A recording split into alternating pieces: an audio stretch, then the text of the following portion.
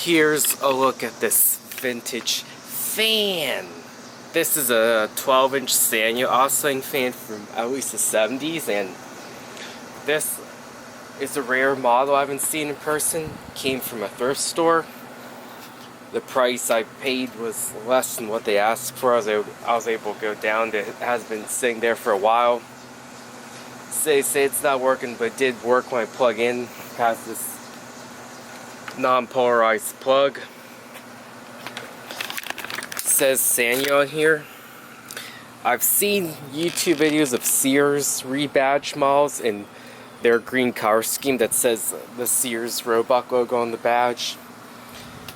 Those are kind of rare. This is an oddball. Blue blade. No sticker underneath, unfortunately, but that's been long gone. Here, there should be a plastic pin, but I think that's been gone. I think there's a screw style instead of the ones you pull out. Well, this one, my guess, the original is plastic, and there's a screw with a Phillips head screw that holds on. And when I bring home, it didn't work. Again, the blades are really tight. Yeah, see how open it is? I can fit my finger in there, but yeah, there should be a sticker there. I think, like I said, probably made in Japan, since the later Sanyos were made in Mexico. And I'll plug and see what happens here.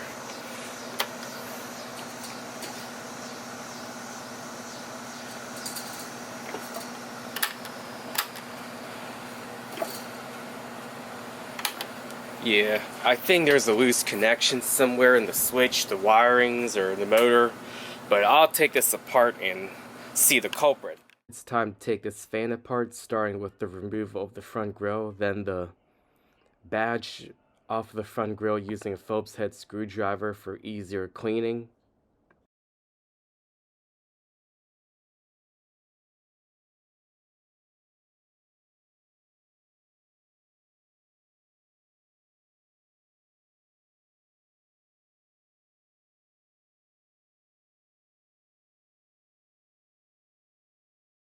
Time to remove the blade off. I had to turn the spur knob clockwise to pull the blade out, and then remove the knob off the back grille counterclockwise before I can remove the motor covers out with a Phillips head screwdriver.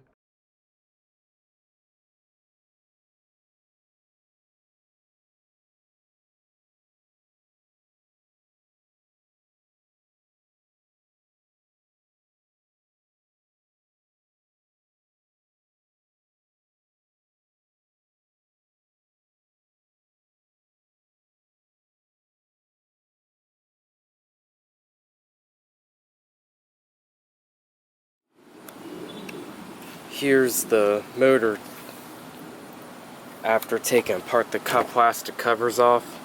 It is very dusty here. Definitely needs oil. I'm going to see if there's any loose wire. Here's the exposed wiring parts here.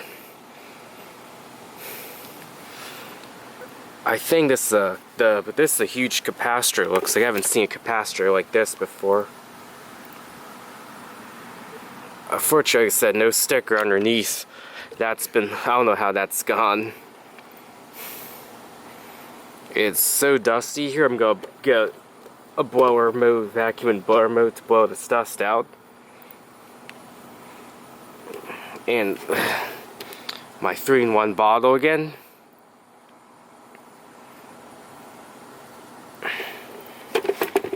And I'll unscrew underneath and see what happens, but I gotta wash these parts out.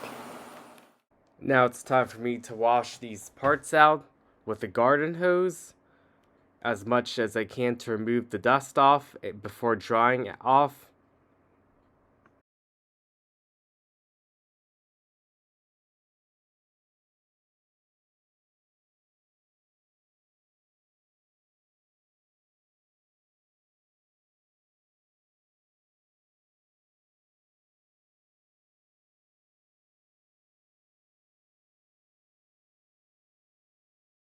I'm using a brush in this video to remove the dirt off that I can rinse off on the plastic parts, and eventually I'm going to use another brush, a metal brush, to clean up the grills again as I wash.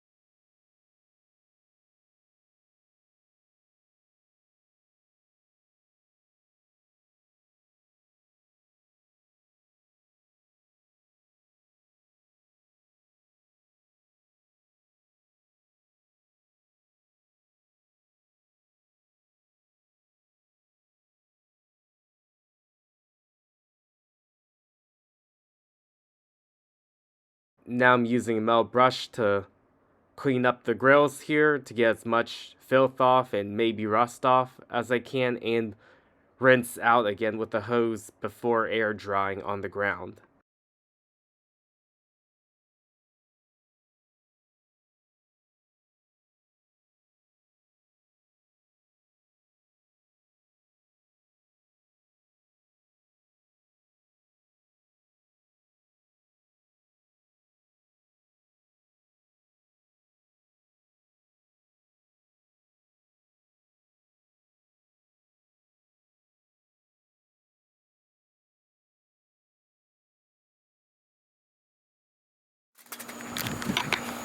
Alright, here are the parts here I'm drawing out for now. The grills here, I did use a metal brush to remove the filth out and some rust-like stuff off, so it's a lot better than before. Here's the badge. It has no logo on. They'll be drying out for now here. I get back to the fan, clean the main part up with the red motor. Now I'm using a vacuum cleaner and blower mode to blow the dust out around the motor here before additional cleaning.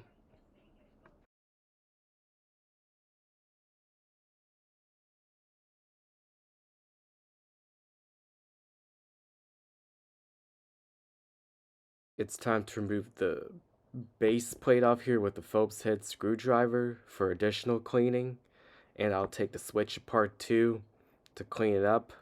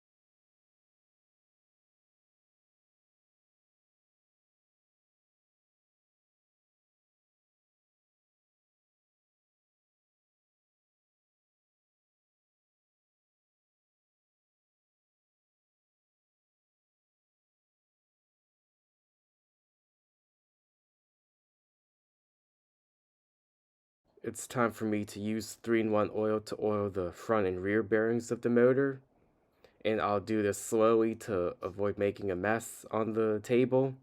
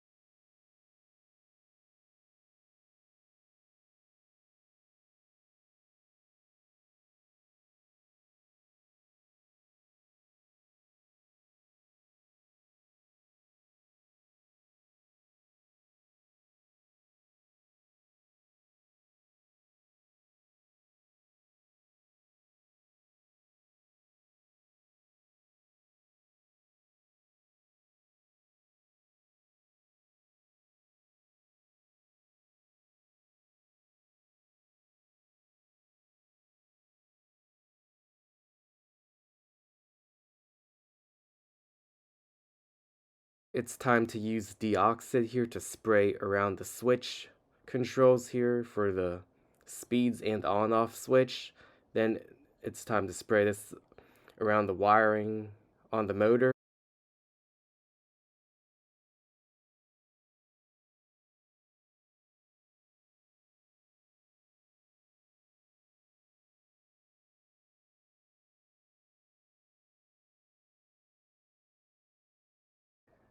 Here's the deoxit being sprayed around the wires for the motor for cleanup.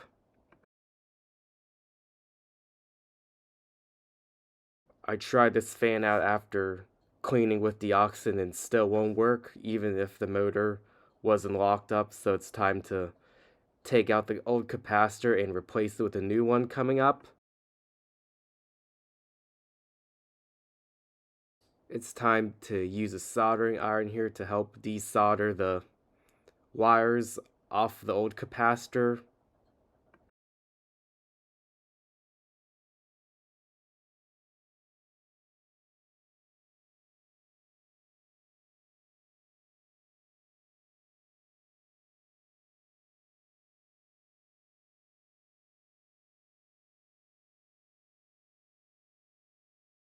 It's time to use the soldering iron again to solder the new capacitor onto the wires for the fan and see if this will make the fan work again.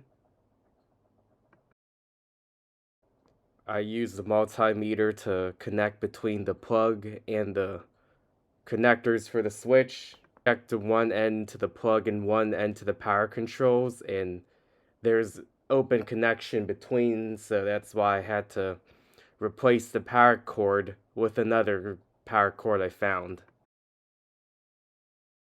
The vintage power cord that I'll replace on this fan came from an old stereo. Now in this clip here, the rest of the old power cord is being removed for installation of the new power cord replacement.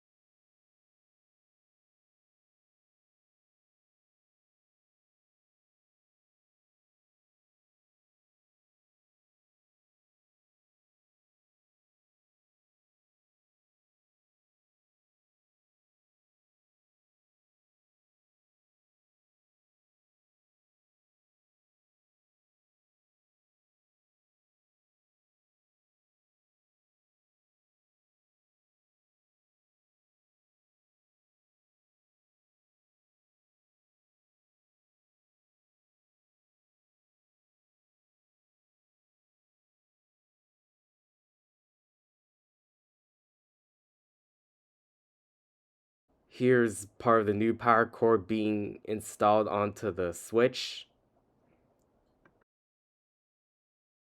This is the old power cord that was original to the fan that has been cut off. It's time to try out this fan, and as you can see, the motor is spinning, except for the second speed because of a problem with the switch. It's time to fix the button for speed number 2 to make sure that does connect before putting back together the switch. Here's another test to show that the motor is working again.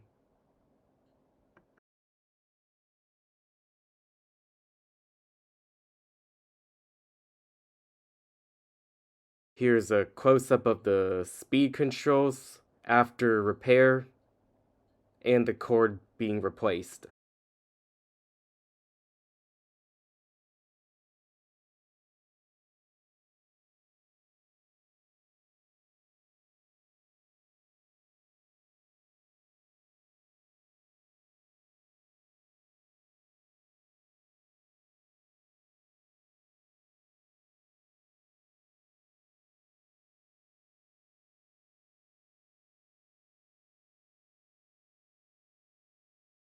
Here's the multimeter that was used to check the connection between the plug and the speed controls. It's time to put some special glue here to put back on the piece of plastic that broke by accident, while trying to take apart the old cord out for replacement of this cord that came off from an electronic equipment. And this will take time to cure for the glue to dry out.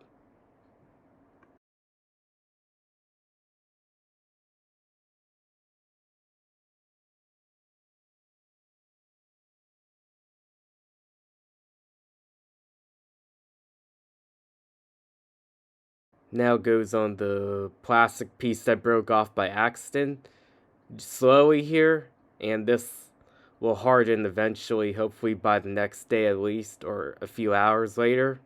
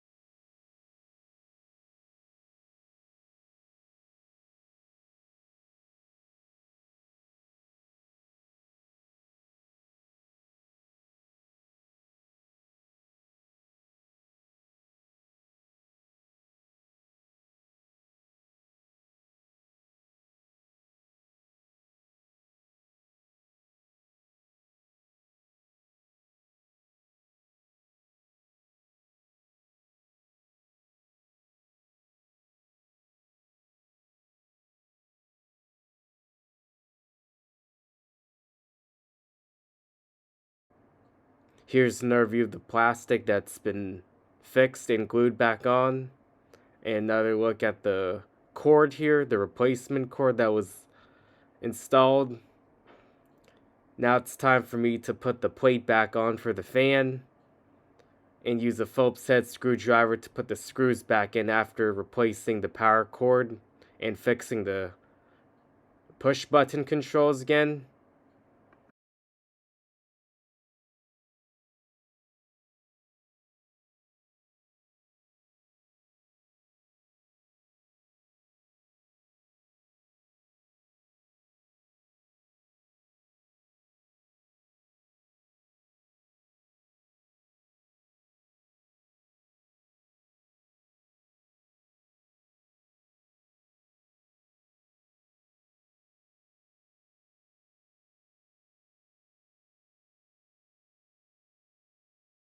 Here's another look at the brand new capacitor to replace the old one. And it's time to put the back motor cover back on and using a Phillips head screwdriver to put the screw back in.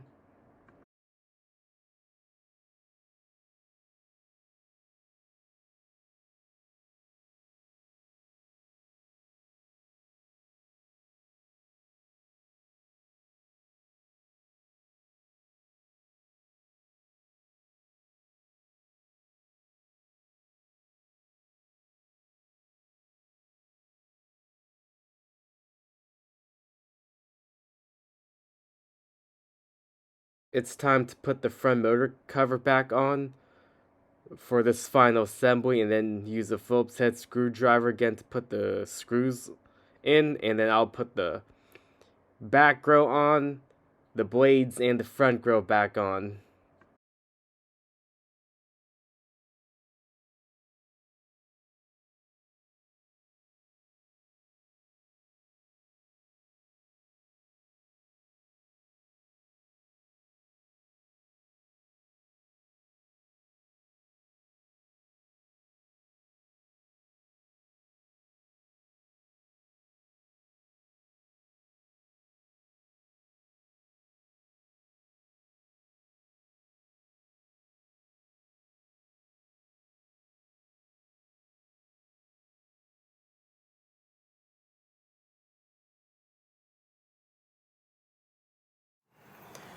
Here's the blue Sanyo desk fan after full servicing.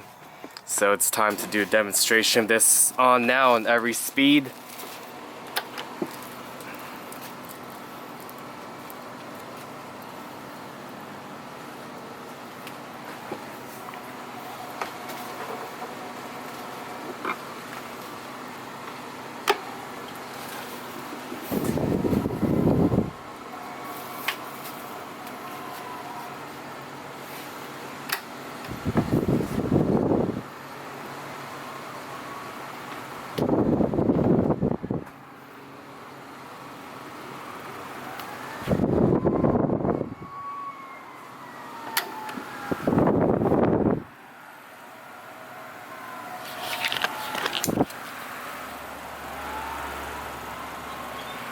Works a lot better now after full service with oiling the motor in. The new capacitor and the replaced cord because the old cord broke. Unfortunately, the sticker underneath on this fan has been long gone, but my guess is sometime in the 70s this was made. So definitely one of the early 70s to mid 70s Sanyos. And there you go, that's a brief demonstration after full service, and I'll do another video with this fan in the future.